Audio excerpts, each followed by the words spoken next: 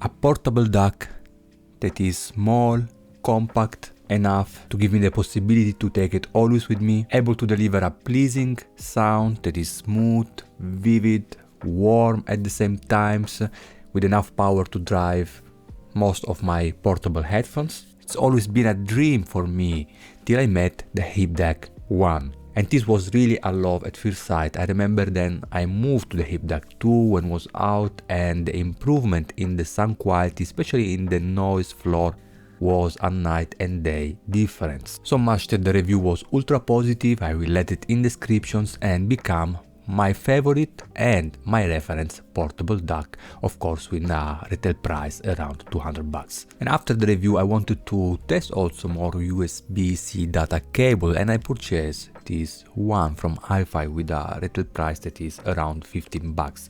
Is better made and I wanted just to test it, right? And for some reason it just died after a couple of months. That is the same, I think it's probably the same materials and cable that is coming with the Hip Dac 3. And the only difference with the Hip Dac 2 is that on the old release cables we have the USB-A, a female with a USB-C, where with the Hip Dac 3 now we have finally a USB-C to USB-C. And yes, for some reasons this cable just stopped to working, was sometimes working, sometimes not. And back on the Hip Dac 3 OTG cables, I have to say that it's pretty short and a little bit stiff. So when I connect my Hip Dac with my smartphone, it always bends in the weird shapes. And it could be probably a reason why it was defect after a couple of months. So I like the idea to have a USB-C to C cables now,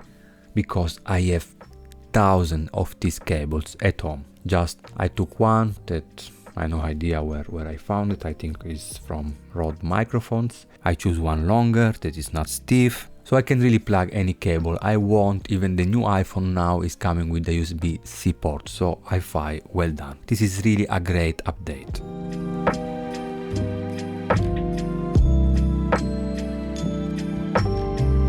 But for those who don't know, what is the Hip Dac? Well, pretty easy, it's a portable amplifier DAC for your headphones or IEM. You can take it with you or just use it as a desktop amplifier. It's compact, small, look elegant, working temperature is always cool. It's coming with two output, a single-ended 3.5mm and a Pentagon balance output 4.4. Then here in the center we find a volume knob that is working also as on and off. Is really pleasing and really flawless and smooth.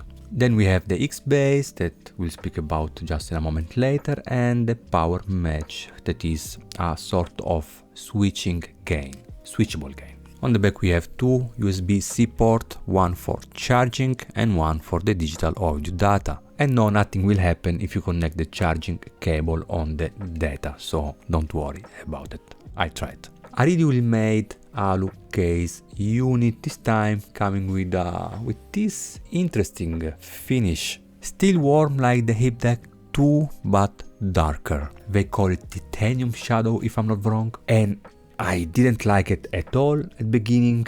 If you remember, the first generation was with this sort of blue. When we moved to this orange, I just like it so much. And when I saw for the first time this dark finish on pictures, I thought, oh, I really don't like it. Have it here in my hand is another feeling, and actually by moving the Hip Dac it will change also a little bit the finish. And for some reasons, after a couple of weeks, don't ask me why, now I just love it. I find that it looks really elegant. Hip Dac 3 support high-res PCM files and a full decoding of MQA if you are interested in.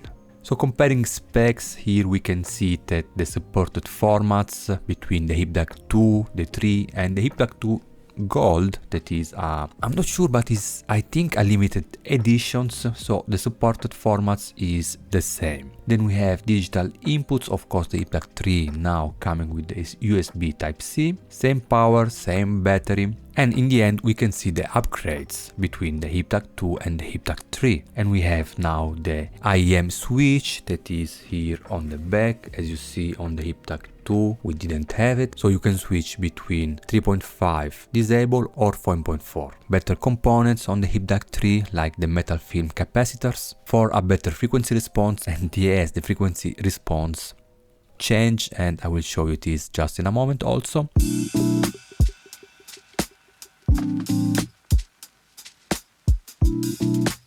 I perform my test with many headphones that I have here, like the Sennheiser HD660S2, Meze LIRIC, and some headphones from HiFiMAN like Sundara, XS and Stealth. And what I like now on the Hip Dac 3 that is finally an headphones amplifier, portable headphones amplifier that is able to be paired with any headphones without any problem. But let me show you something to understand more about what I'm talking about. So here we have a first measures comparisons on the Aria Stealth, where I'm comparing three headphones amplifier, the Hip Dac 2, the Hip Dac 3, and in green my reference desktop amplifier, the RME Adi2 DAC FS. As we can see, the bottom end is really pretty similar, where on the top end from 8 to 20 kHz the Hip Dac 2 and 3 are slightly more energetic and vivid, especially the Hip Dac 2 in orange, with 3 dB more on the upper treble compared to the RME. And this could sound lively and open if you have an headphones that is slightly rolled off on the upper treble, but it could sound also slightly tinny or slightly bright, for example when you pair it with headphones like Meze LIRIC or Aria Stealth, of course on the Hip Dac 2. And I think this was the big difference comparing the Hip Dac 2 with the Hip Dac 3. It will sound definitely more natural and neutral, and I thought it was something coming from the planar magnetic, so to have this difference in top end, so I wanted to do the same test also with the HD660S. But I found the same thing, still in orange, Hip Dac 2 with a more emphasized upper treble. So nice to see that iFi did this frequency response adjustment to give you a more, a sort of more high fidelity sounds. But it's not only about frequency response, because the level of details, the level of textures and the level of background cleanness was absolutely improved. Overall, really impressive for a portable DAC coming with a retail price around $200. And I also measures against the X-Base as I did previously on the Hip Dac 2 review that I will let it in descriptions if you are interested in. And at the time when I measured the Hip Dac 2 X-Base, I found it in some music genre slightly muddy and bassy when you are going to enable, right? And was 10 dB more. So as soon as you push the X-Base, it was giving to me 10 dB. That's a lot. So I was really looking for improvement in the X-Base with less emphasizations like the Gryphons. I will also let it in descriptions. Now I don't remember the Gryphons if was around +6 when you enable the X-Base, something like that, but for sure was not 10 dB. But unfortunately not, as we can see here. I measured with the Stealth, the X-Base, and we still have +10 dB. I did the same things with the HD660 and yes, also +10 dB when you enable the X-Base, unfortunately. So if you like it, that's fine. I personally find it 10 dB too much. For example, with the HD660, I found 10 dB pretty congested on the bottom end with less articulations, a little bit more of distortions, especially when you're pushing up a little bit more the volumes at high volumes. 10 dB, it could be nice if you are listening at low volumes. Then it makes sense probably to have 10 dB.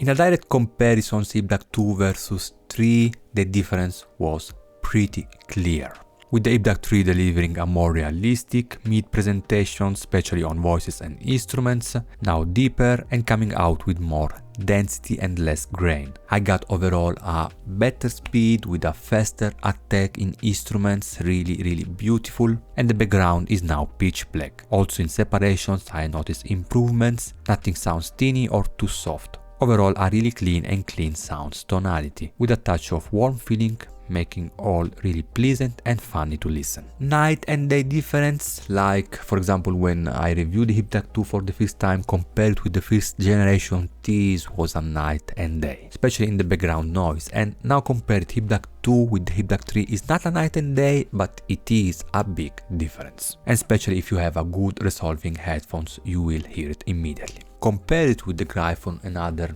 portable DAC that I really love. Well, the first comparisons will be about portability, right? The iFi Gryphon is slightly bigger, so here we have really a really small and compact device that you can fit in your pocket without any problem. The Gryphon is more refined, it has a better technical performance and overall more textures and more power. It has, if I'm not wrong, 1 watt of power. And I remember once I hit the volume knobs in the wrong directions and wow, I had to remove it quickly, otherwise I could easily damage my ears. So it has a lot of power. 1 watt for a portable device is really crazy. Do I wish more power, especially on the balance output connections? There were some passages, complex passages where I thought, yeah, I really feel the difference compared, for example, with the Gryphon, especially on the bottom ends that start to become a little bit, at high volume, start to become a little bit more, with less musicality and more hard. But overall, really satisfied with the amount of power and dynamic coming out from the Hip Dac 3. What about other iFi products? I also tested the Go Bar and the Go Blue, but the iFi Hip Dac is still my favorite products. In my opinion, this is the best products of iFi brands. Of course, speaking about sound quality, because the Go Bar is smaller and doesn't come with any battery, you will just need to attach. It's also a great device, but comparing sound quality with the Go Bar, here is another level.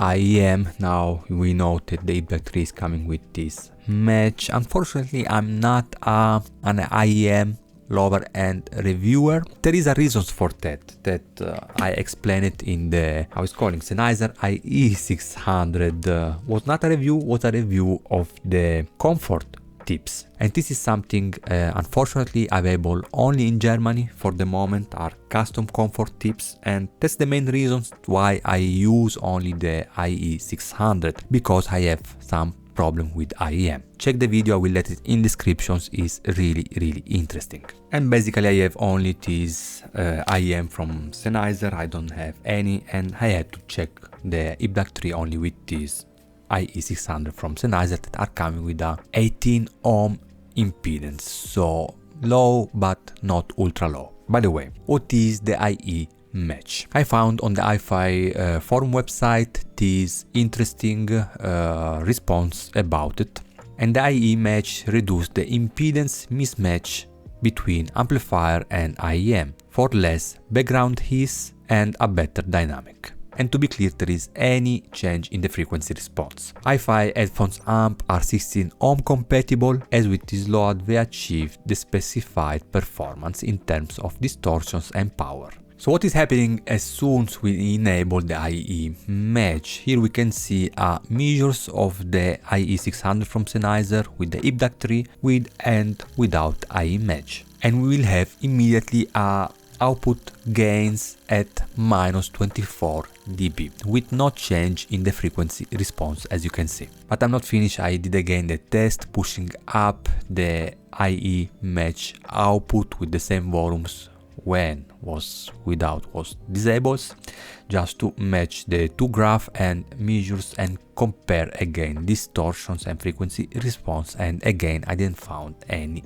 difference. And I did the same test again by checking the frequency response comparisons between Hip Dac 3 with iEMatch, Hip Dac 2 that doesn't have any iEMatch, and the RME added to DAC that is coming with the IEM output, and again any difference in the frequency response. I personally never had problem with the IE600. The Hip Dac 3 is 60 ohm compatible, this is 80 ohm, so I think it's hard to have problem with it. Even at high volumes I never experienced any problem. So nice to see that there isn't any difference in the frequency response, and if you own a high sensitivity, IEMs, or you experience any sort of noise problem, then probably you need something like that.